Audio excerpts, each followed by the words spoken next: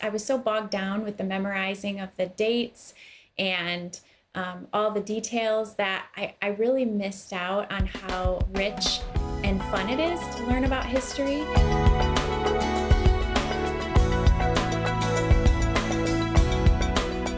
We are going to talk about history today. And, this is one of those topics that I think every family does and needs to talk about history. There are some subjects that can come and go, some electives that can come and go, and some kids are musical, some kids are not. Some kids are, into STEM, some kids are not. Some kids are athletic, some are not. But history is one of those things that everybody needs to study. And so since we all have to study it, we want to bring joy into studying history. So talk about how your family has really brought joy into the study of history.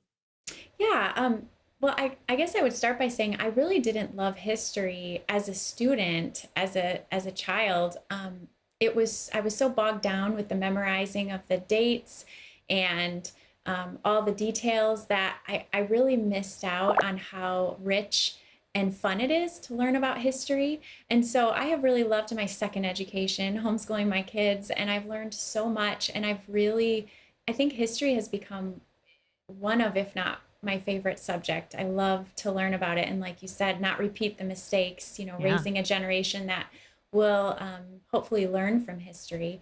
But yeah, we have integrated other subjects into our history lessons so that we're kind of grabbing everyone's attention because people, like you said, are interested in different things. Hmm. Some of my kids love music and some love art. And so when we take a history lesson on, let's say, the Civil War, and then we integrate art from the civil, like either from the time of the Civil War or art portraying the Civil War, and then we have a picture study, and maybe we listen to a hymn that was written during the Civil War or about this, something relating to that. And so we just kind of go through the different subject areas and then integrate it all together, and it's it just really enriches the history lesson, and kind of takes the pressure off that main reading of the history, because I think sometimes there's a lot of information you're taking in. And so to have a short reading lesson and then integrating these other pieces to kind of make it come alive and really, dive into it. Here's the thing. There's a bunch of moms who are listening to this and they're like, yeah, and that sounds really great. If I could integrate all of that into what we're learning in history at the same time. So you have actually created a curriculum that has done that for them, which I think is Yes. great.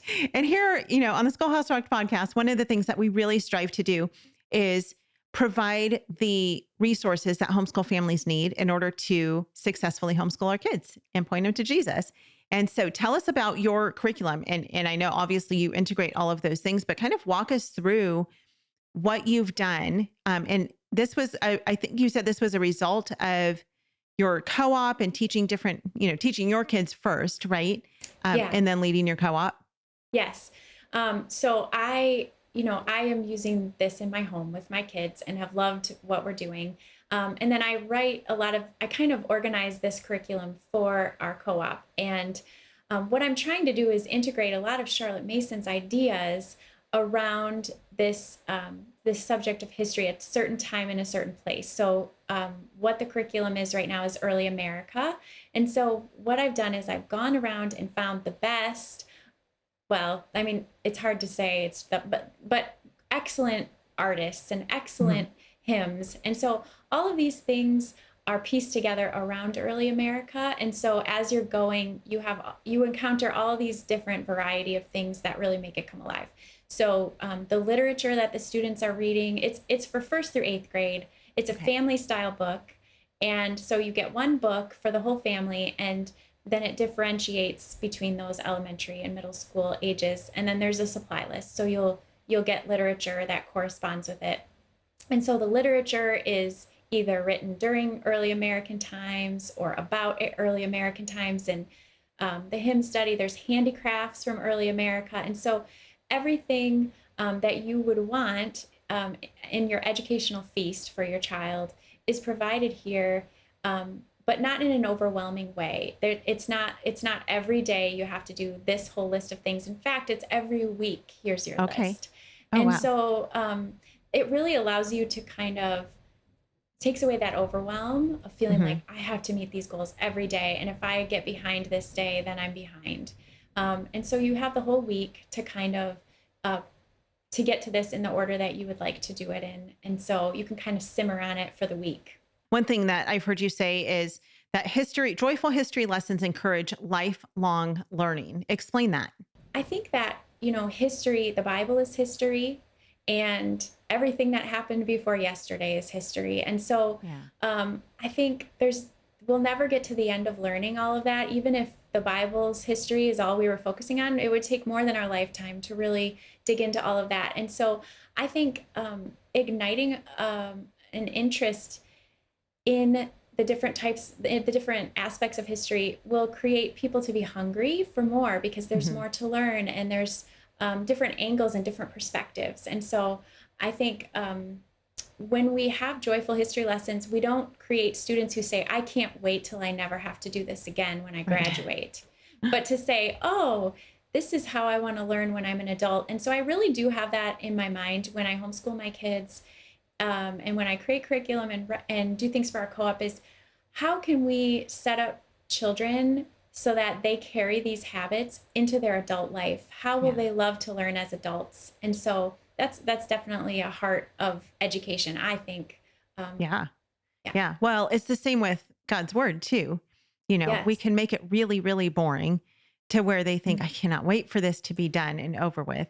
Or we can make God's word come alive. And Yes. that's hard to do sometimes. And it depends on what part of the Bible we're studying. Not that all of the Bible isn't exciting, but there are parts of it that, my youngest daughter is reading through Jeremiah right now. And the other day she said, Mom, I had to just go to Esther for a few days. I needed a break from Jeremiah. She's like, I'm Yeah. having such a hard time understanding it.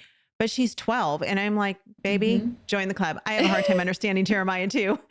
But It is. there's so much richness in there, but sometimes you just have to take a little break and just switch gears for just a little bit and Mhm. then come back to it so that it can be a new and exciting thing again, instead of just like, oh my goodness, this is so hard to understand. This is so hard to get.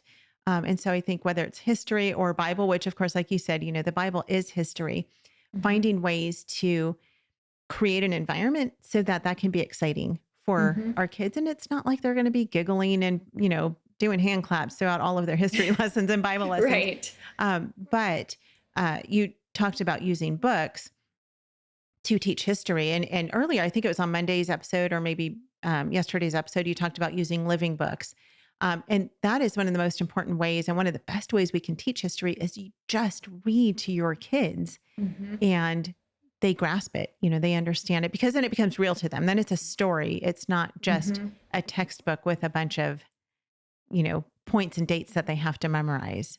Right. And I think the textbook kind of gives us this idea that we have to teach them everything by the time they're 18. Right. And when we take that pressure off, you can really immerse yourself in a story of a soldier in the Civil War, Yeah. as opposed to learning every general's name. And, you can really just absorb a little bit at a time, and it Yeah. can come alive. Homeschool Insights is sponsored by CTC Math. If you're looking for a great online math program, visit ctcmath.com and try it for free. For more great homeschool inspiration and resources, listen to the Schoolhouse Rocked podcast every Monday, Wednesday, and Thursday.